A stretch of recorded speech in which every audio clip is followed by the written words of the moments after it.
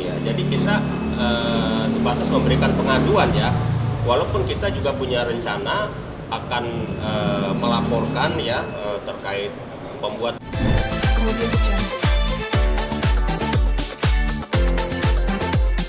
Sebenarnya yang paling pertama adalah kita dari LBH HKTI ya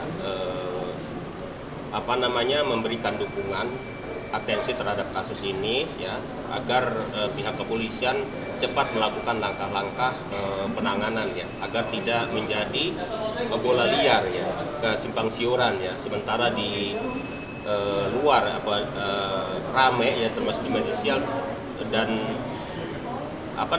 pelakunya belum ditemukan juga yang ada dalam video juga kan ngumpet gitu seperti itu ya. Jadi kita sebatas memberikan pengaduan ya, walaupun kita juga punya rencana akan melaporkan ya terkait pembuat video dan juga pengunggah yang pertama kali, namun berdasarkan aturan Kapolri ini harus dilakukan RK-nya langsung ya atau dikuasakan ke kami seperti itu ya. Dan tidak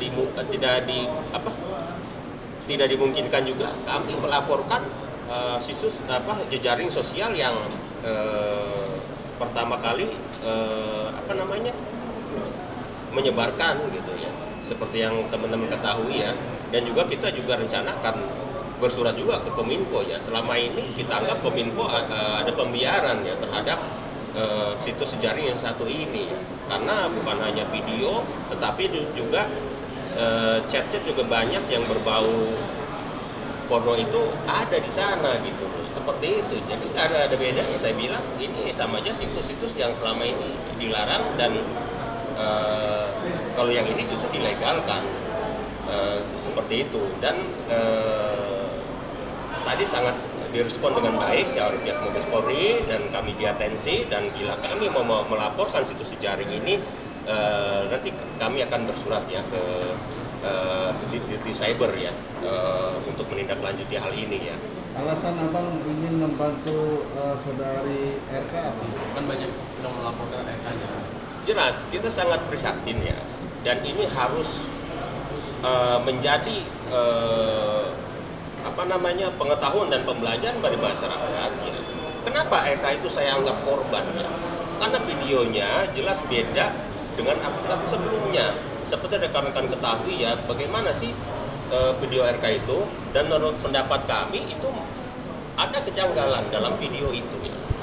Bisa saja dalam tekanan atau juga dalam pengaruh obat ya. Dan bisa diduga RK sendiri tidak tahu kalau dia itu sedang direkam atau sedang divideokan seperti itu gitu loh. Dan sementara di luar ya netizen dan sebagainya itu menyoroti negatif gitu tentang RK ini. Kan kasihan, dia ini korban, dia ini sudah dipermalukan ya, sudah hancur hidupnya gitu loh ya dengan hal seperti itu gitu loh. Dan kenapa justru ada pihak-pihak yang justru melaporkan dia gitu loh. Itulah yang menjadi atensi kami gitu. Jadi ini harus diluruskan gitu loh. Selain terkait informasi-informasi ini juga kan yang beredar masih simpang siur ya. Jadi perhatian kita, atensi kita ini terkait masalah moral bangsa juga. Masa sih kita harus seperti ini terus gitu loh ya. Dan jejaring sosial ini terus yang menelurkan hal-hal seperti ini gitu loh. Coba dari kasus artis-artis sebelumnya kan ini juga gitu loh. Artinya ada pembiaran gitu loh dari pemangku kebijakan ataupun regulasi terkait keberadaan media sosial gitu loh. Kalau kita di media sosial yang satu aja ya, kita menghadir kekerasan sepintas saja langsung di ban ya, langsung di video kita langsung di delete. Kok ini dibiarkan gitu loh? Emang nggak bisa gitu loh ditutup atau diblokir seperti itu gitu loh? Apa takut gitu sama ownernya? Seperti itu. Bang, tapi mereka kan melaporkan terkait video itu karena sudah meresahkan masyarakat. Nah, itu kan artinya mereka ada kewajiban moral juga terhadap masyarakat. Menanggapinya gimana, Bang?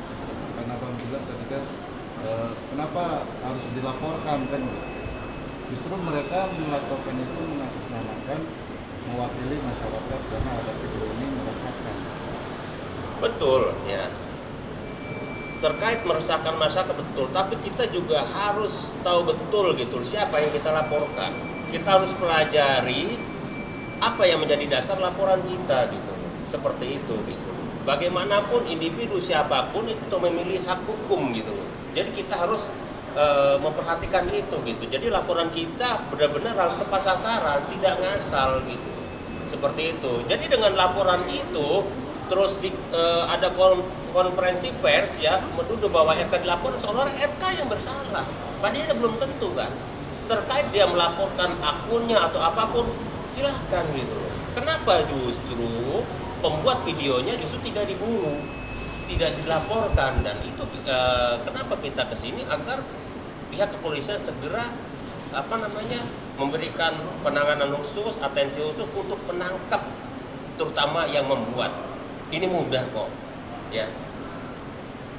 Dan pasti pihak kepolisian sudah mengantongi gitu, siapa yang membuatkan ini, poinnya seperti itu gitu. Beberapa banyak akun bang yang mungkin abang tahu yang menyebarkan dan mengedarkan video itu.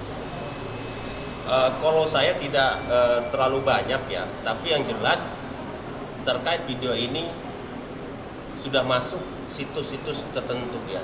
Kalau mungkin teman-teman lihat ya, bukan hanya di akun ya. Jadi kalau di akun di blog itu di situs bisa ditemukan seperti itu. Dan ini sangat istilahnya merugikan si korban. Kenapa saya nyatakan korban? Jelas video ini beda, ya seperti itu gitu. Kecuali dia dibuat sama-sama happy dan sama-sama tahu. Artinya yang divideokan juga dia tahu dan mengizinkan gitu loh, seperti itu, dan itu bisa diproses keduanya, tapi ini kan tidak seperti itu. Jadi langkah selanjutnya Bang mau BK untuk menawarkan kuasanya gimana? Akan menemui langsung. Ya betul ya. Bila memang RK memerlukan bantuan hukum kami siap kapanpun buat istilahnya mendampingi agar dia namanya bisa dibersihkan ya dari tuduhan-tuduhan yang negatif, dan kita siap memberikan pendampingan hukumnya. Berarti hari ini agendanya datang belum melaporkan pihak-pihak, artinya gitu ya Pak? Iya. Baru diskusi aja atau baru pengaduan aja? Pengaduan ya, dan untuk laporan sendiri kita persiapan terkait melaporkan terkait jejaring sosialnya. Tapi akunnya? Ya. Akunnya apa Bang? Akunnya saya lupa itu, cobanya ada ujungnya ada hukumnya seperti itu ya. Pokoknya teman-teman tahu lah ya seperti itu. Jadi kita langsung bukan hanya melaporkan akunnya, tapi melaporkan jejaring sosialnya seperti itu. Ya, termasuk kita juga akan bersurat ke Kominfo. Rencananya kapan Bang ingin melaporkan? Kominfo apa ini? Sesegera mungkin. Ke pihak kepolisian? Kepolisian sesegera mungkin ya. Nanti kita akan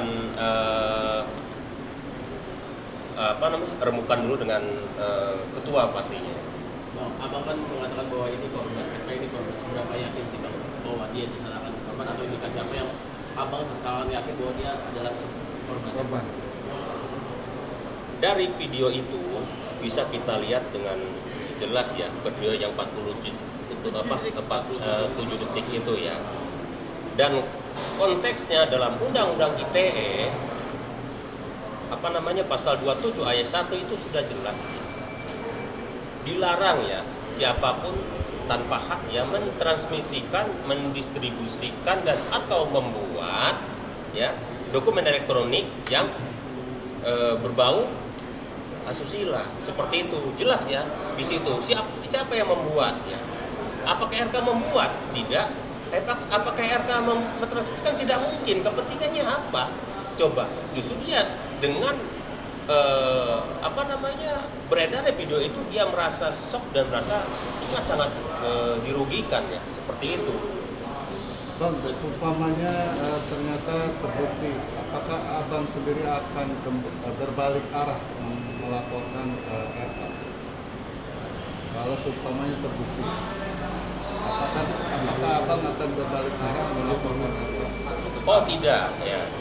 Kita akan tetap membela RK ya, mendampingi RK karena sudah jelas ya bahwa yang beredar di masyarakat itu, yang mengunggah itu memang bukan RK. Ya. Dan menurut saya juga tidak mungkin ya seperti itu. Seberapa yakin dengan hal itu?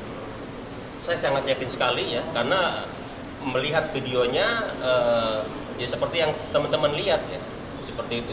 Saya menduga dia dalam kondisi tidak sadar di videokan itu saja. Tidak sadar artinya apa? Berarti terpengaruh. Terpengaruh obat. Bisa terpengaruh, diduga terpengaruh obat-obatan ataupun minuman. Berarti kalau diperiksa tes urin, akankah bakalan lebih mengenai soal mengenai narkotikanya atau narkoba? Ya silahkan aja ya kalau mau tes urin, kalau ternyata itu positif atau apapun terkait itu kan kasus yang berbeda lagi. Jadi tidak ada hubungannya dengan pornografi seperti itu gitu.